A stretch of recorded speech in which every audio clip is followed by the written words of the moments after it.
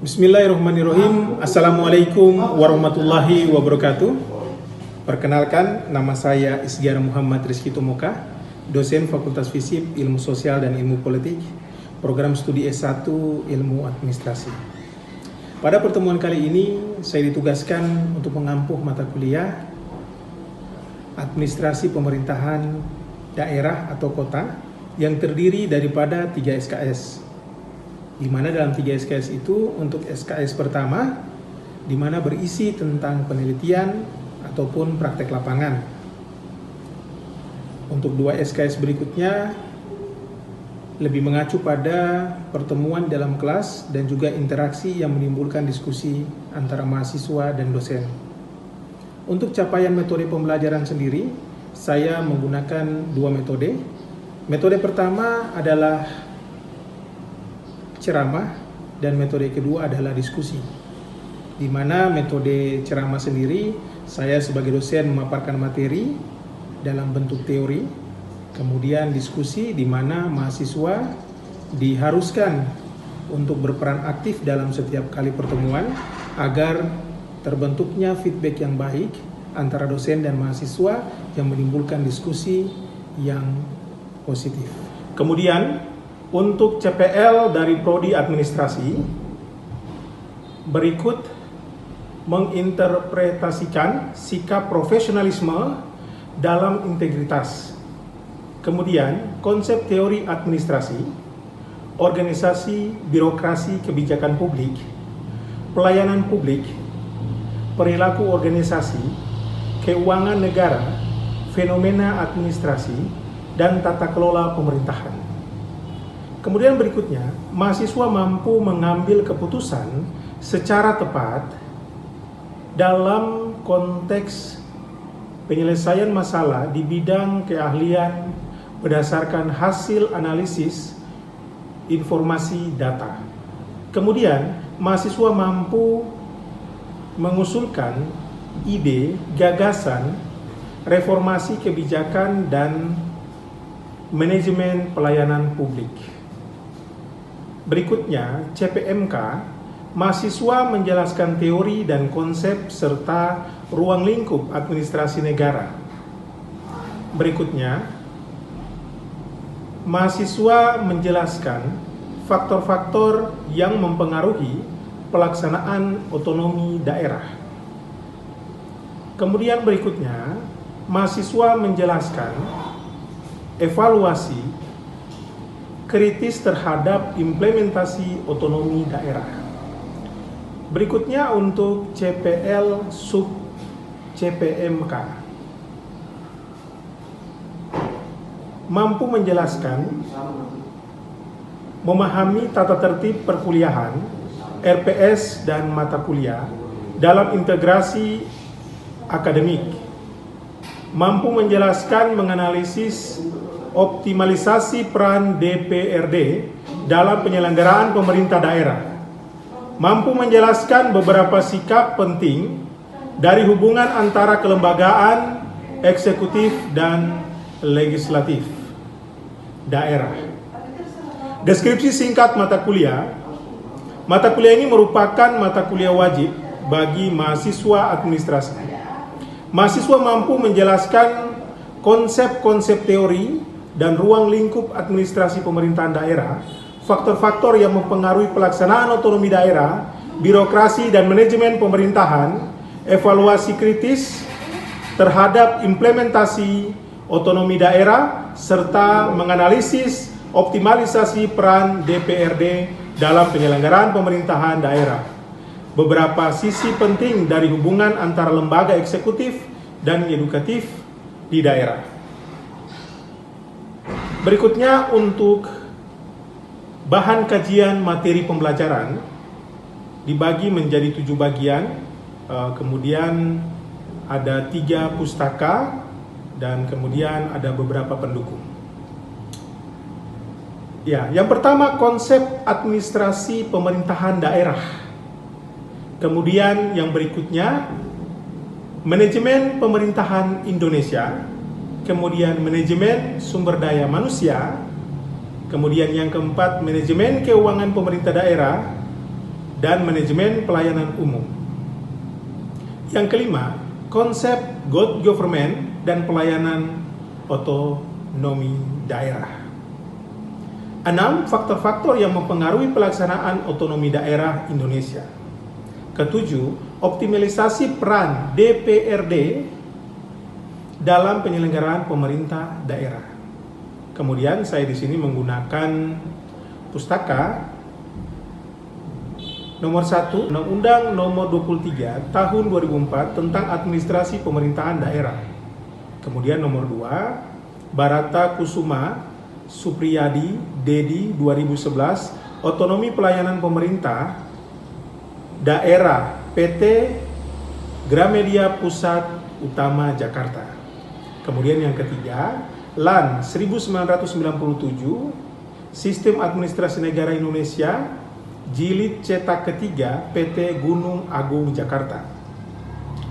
Kemudian di sini ada beberapa pendukung yang dimana Riyadi dan Barata Kusuma Supriyadi Dedi 2003, Perencanaan Pengembangan dan Strategi Pengalihan Potensi dalam mewujudkan otonomi PT Gramedia Pusat. Pada sub capaian pembelajaran mata kuliah sebagai berikut. Di sini saya akan menjabarkan dalam 14 kali tatap muka dan 2 tatap muka di dalamnya sudah ada UTS dan UAS. Kita masuk pada kontrak perkuliahan. Yang pertama dan yang kedua, mahasiswa memahami tata tertib perkuliahan, RPS mata kuliah dan interaksi akademik, administrasi pemerintahan daerah dan manajemen pemerintahan Indonesia. Kemudian yang berikutnya, 3 dan 5 dalam pertemuannya, mahasiswa mampu menjelaskan mengenai manajemen sumber daya manusia, manajemen keuangan pemerintah daerah, dan manajemen pelayanan umum, konsep good government dalam pelayanan otonomi daerah. Kemudian pada pertemuan berikutnya, pertemuan ke-6 dan ke-7, mahasiswa mampu menjelaskan otonomi dan good government kepada konsep good government pada perencanaan strategi. Kemudian berikutnya, pada pertemuan ke-9, mahasiswa mampu menjelaskan faktor-faktor yang mempengaruhi pelaksanaan otonomi daerah di Indonesia. Kemudian yang ke-10, mahasiswa mampu menjelaskan tentang karakteristik dan perilaku birokrat. Kemudian yang ke-11, mahasiswa mampu menjelaskan bentuk-bentuk organisasi pemerintahan. Kemudian berikutnya yang ke-12, mahasiswa mampu menjelaskan bentuk-bentuk pemerintahan. Kemudian yang ke-13, mahasiswa mampu menjelaskan tentang materi Undang-Undang nomor 32 tahun 2024 junto Undang-Undang 2021-2008. Kemudian berikutnya, pada pertemuan ke-14, mahasiswa mampu menjelaskan implementasi otonomi daerah dengan melaksanakan otonomi daerah. Kemudian yang terakhir, yang ke-15, mahasiswa mampu menjelaskan optimalisasi peran DPRD dalam penyelenggaraan pemerintah daerah, beberapa sisi penting hubungan antara legislatif dan yudikatif. Ya, kemudian sistem pembobotan nilai pada mata kuliah yang pertama adalah untuk penilaian kehadiran di kelas 30%, tugas dan keaktifan diskusi 20%, UTS 25%, UAS 25%. Yang perlu ditegaskan bahwa untuk sub penilaian yang boleh mengikuti UAS, ujian akhir semester pada mata kuliah ini, seandainya perkuliahan 16 kali pertemuan, maka mahasiswa wajib mengikuti perkuliahan sebanyak 12 kali. Apabila mahasiswa tidak mencapai target 12 kali pertemuan, maka mahasiswa tidak diperbolehkan untuk mengikuti ujian. Demikian penjelasan deskripsi singkat dari saya. Dan untuk lebih jelasnya, berikut adalah contoh video proses perkuliahan tatap muka dalam kelas. Selamat menyaksikan.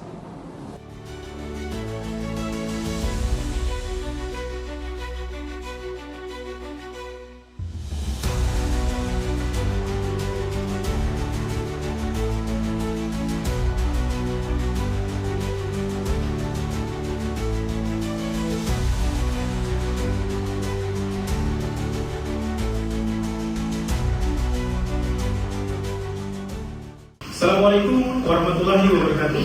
Waalaikumsalam warahmatullahi wabarakatuh. Selamat pagi. Selamat pagi. Bagaimana kabarnya rekan-rekan mahasiswa? Alhamdulillah. Ya, pada pertemuan kali ini kita akan masuk pada satu pokok bahasan, di mana bahasan itu adalah arti penting studi pemerintahan, di mana kita akan membahas terkait dengan satu studi, yaitu desentralisasi. Untuk rekan-rekan di sini saya ingin mengetahui, apakah Anda masih ingat terkait dengan mata kuliah kita di minggu lalu? Saya Bapak. Oh ya. Perkenalkan, nama saya Maria Kanjeng. Saya ingin menjawab Bapak terkait dengan materi yang Bapak bawakan pada pertemuan minggu lalu, itu terkait dengan implementasi otonomi daerah, yaitu pemberian kekuasaan dan tanggung jawab kepada pemerintahan daerah untuk merumuskan dan juga mengelola usaha rumah tangga sendiri. Wah, luar biasa ya, masih mengingat. Oke, ada yang mau menambahkan silakan. Saya Pak. Oh ya, silakan. Izin menambahkan Pak, baik Bapak juga membahas tentang sentralisasi, yang dimana sentralisasi adalah pemusatan seluruh atau sebagian besar wewenang dan kekuasaan pengambilan keputusan pada satu titik atau otoritas pusat, biasanya pemerintah pusat atau manajemen puncak dalam sebuah organisasi. Wah, luar biasa ya, Anda masih mengingatnya dengan baik. Oke, jika demikian, maka rekan-rekan mahasiswa, saya akan memperkenalkan kepada Anda salah satu ahli administrasi publik yang berbicara terkait dengan desentralisasi. Siapa beliau? Beliau adalah Irawan Sukipto. Beliau mengatakan desentralisasi adalah pelimpahan kewenangan dari pemerintah kepada pihak lain untuk dilaksanakan. Nah, di sini rekan-rekan mahasiswa kita bisa melihat ya, bahwa di sini ada sekitar 3 uraian yang bisa kita uraikan ya. Yang pertama terkait dengan pelimpahan kewenangan, kemudian yang kedua adalah lainnya, dan yang ketiga adalah dilaksanakan. Nah, rekan-rekan mahasiswa, di sini kita bisa melihat bahwa Irawan Sukipto ingin mengatakan bahwa terkait dengan desentralisasi adalah pelimpahan kewenangan dari pemerintah pusat kepada pemerintah daerah untuk dilaksanakan. Yang sudah pasti dengan organisasi lainnya. Kemudian yang kedua, di sini beliau mengatakan bahwa dan lainnya. Wah, apa itu dan lainnya? Dan lainnya yang dimaksud di sini adalah organisasi publik. Ya. Kemudian yang berikutnya adalah pemerintahan daerah, dan yang ketiga kita bisa lihat ya, bahkan perusahaan swasta pun menggunakan asas desentralisasi ini. Begitu ya. Kemudian yang ketiga dilaksanakan. Jadi Irawan Sukipto mengatakan bahwa ketika kita berbicara tentang desentralisasi, berarti kita berbicara tentang pelimpahan kewenangan, ya, pelimpahan kewenangan yang dilimpahkan kepada orang lain ya, untuk apa? Untuk dilaksanakan.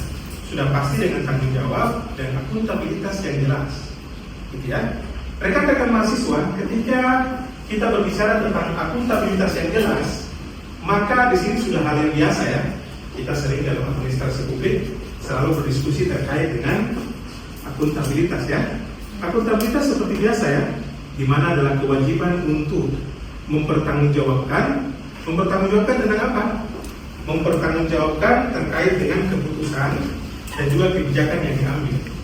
Dalam hal ini administrasi, berarti kita berbicara terkait dengan pemerintah pusat melihat kepada pemerintah daerah, dan pemerintah daerah berkewajiban untuk melaporkan tindakan dan keputusan kepada pihak pemerintah pusat ya, dan juga pihak yang berwenang dalam prosesnya yang diberikan kewenangan untuk bisa mengetahui daripada hal-hal tersebut.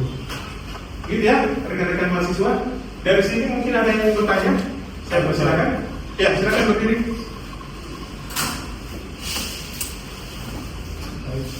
Shalom, assalamualaikum warahmatullahi wabarakatuh. Waalaikumsalam warahmatullahi wabarakatuh.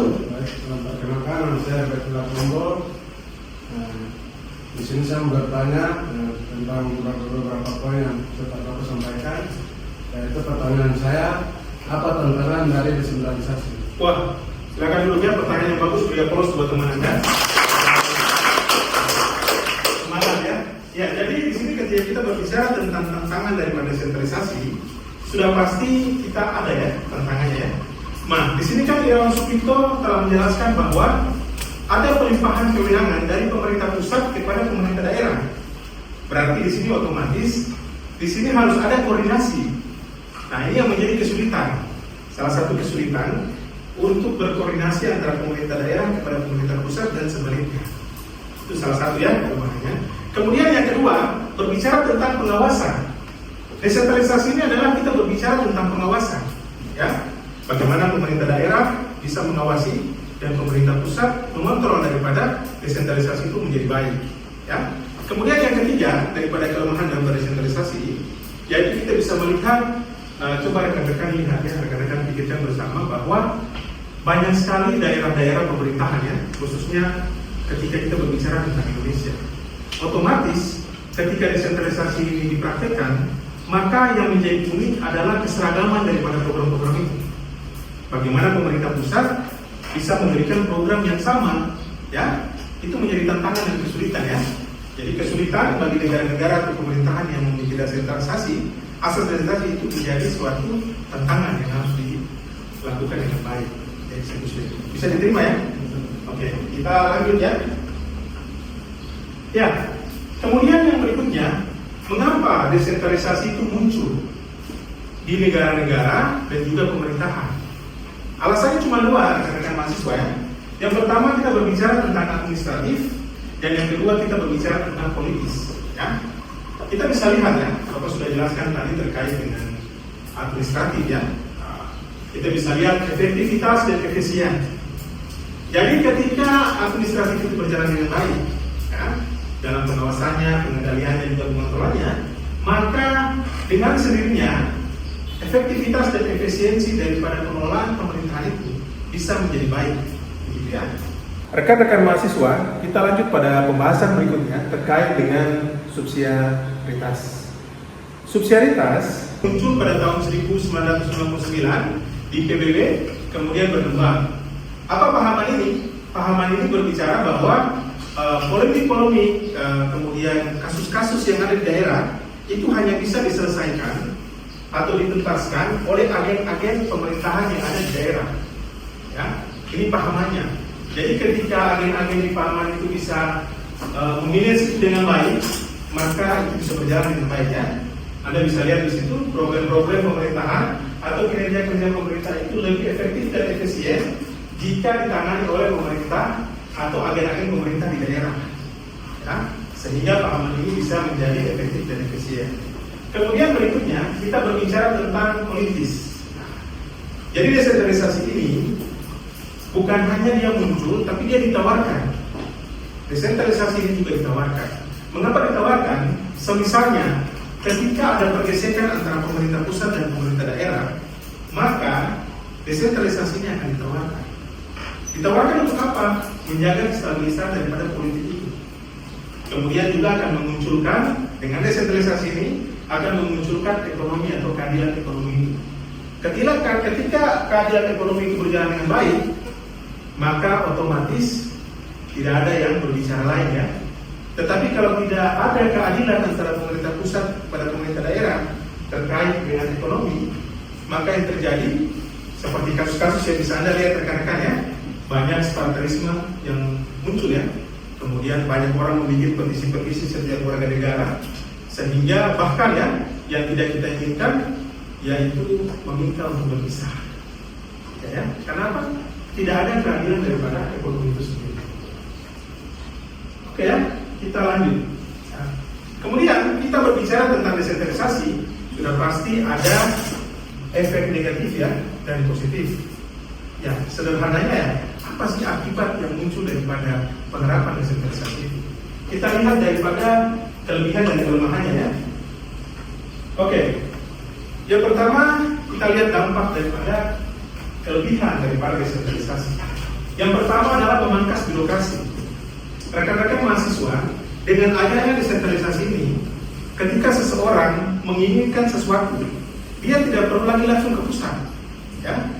Dia bisa langsung bertemu dengan agen-agen pemerintah dan juga unit-unit kerja di tingkat lokal untuk menyampaikan apa hajat atau apa yang diinginkan di pemerintahan daerah itu. Itu yang pertama ya.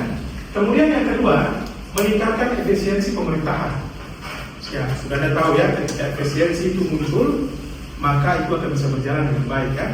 Efisiensi di sini dalam desentralisasi, kita bisa lebih tepat waktu, kita bisa lebih hemat, pelayanannya bisa lebih singkat, dan juga bisa meningkatkan pelayanan publik ya. Ketika pelayanan publik itu bisa berjalan secara hemat, maka otomatis pelayanan itu akan bisa jadi baik ya. Oke. Kemudian berikutnya, meningkatkan pemerintah dengan warga negara. Wah, ini luar biasa ya. Jadi dengan adanya desentralisasi, tidak ada lagi batas antara pemerintah dan warga negara. Ya. Semacam ketika ada seseorang yang mau meminta sesuatu, mereka tidak perlu lagi ke pusat. Dengan adanya agen-agen pemerintah di tingkat lokal, yaitu staf-staf pemerintahan atau pejabat-pejabat, mereka bisa langsung meminta dari situ tanpa mesti harus ke pusat. Ya. Kemudian berikutnya, pemerintah lebih mudah menangkap aspirasi masyarakat. Ya. Jadi berbicara tentang menangkap aspirasi, ya, dengan adanya desentralisasi ini, pemerintah atau agen-agen pemerintah atau panjangan tangan daripada pemerintah ini bisa langsung menjaring daripada aspirasi masyarakat, tanpa lagi harus pusat datang untuk mencari apa sih yang mereka mau. Tapi dengan adanya agen-agen pemerintah bisa langsung menangkap aspirasi itu, kemudian dijadikan seperti program itu. Oke ya. Kemudian kita lanjut pada yang berikutnya, berbicara terkait dengan kelemahan.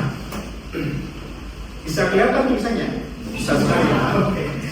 Oke, kelemahan ya. Jadi dengan adanya desentralisasi memiliki kelemahan. Yang pertama adalah konflik antar daerah. Loh, kok bisa Pak?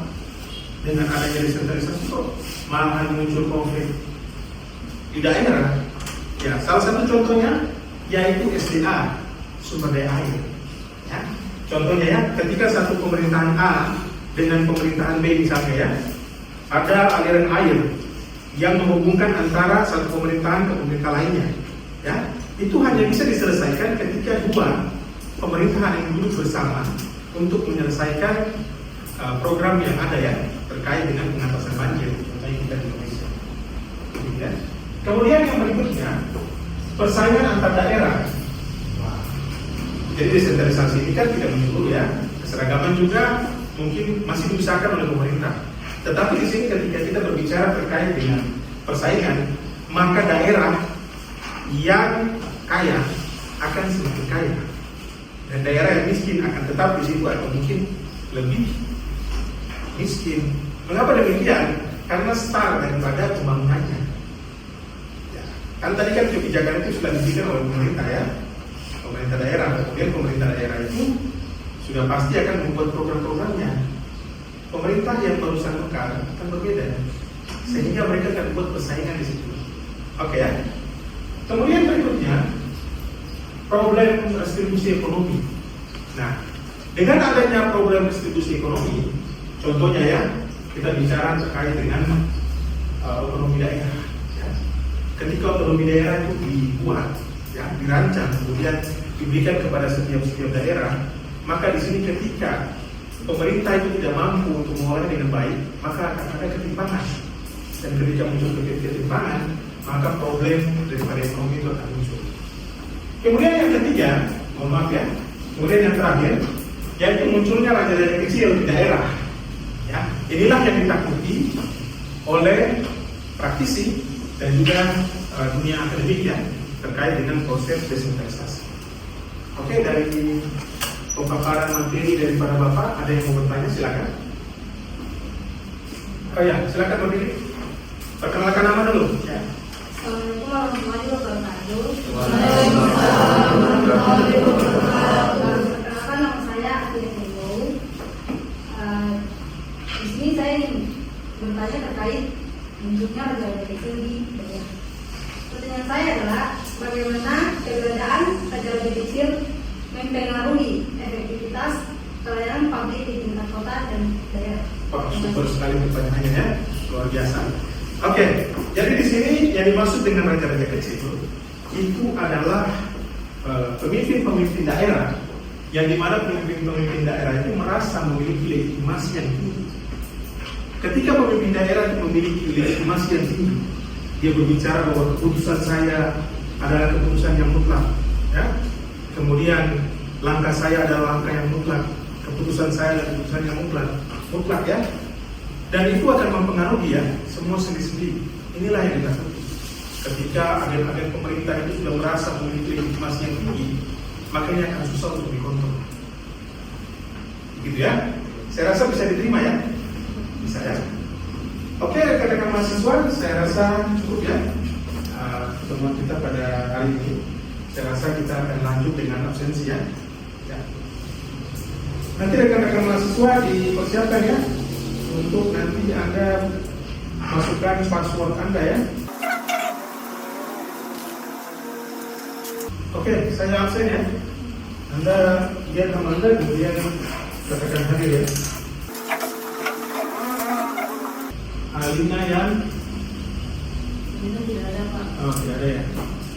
Anastasia tolong Izin Pak. izinnya. Atika Kelewoy Ada Pak. ada ya. Bulan ada. Ini Pak. Ya. Kemudian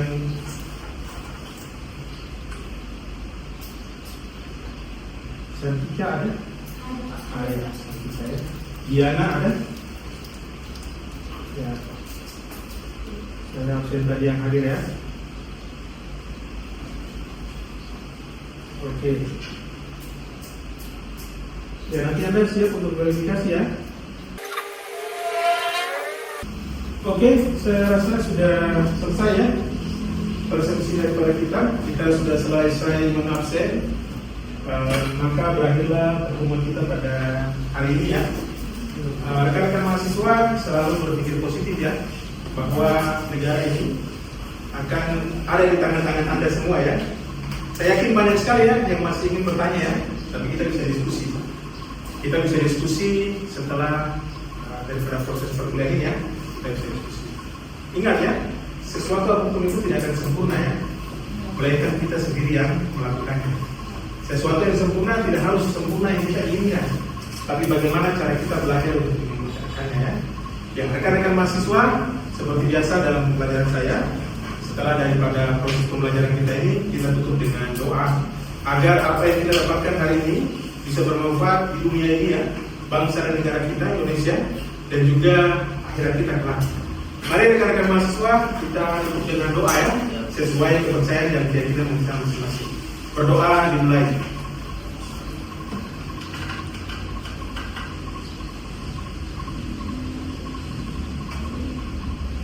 Ya, berdoa selesai.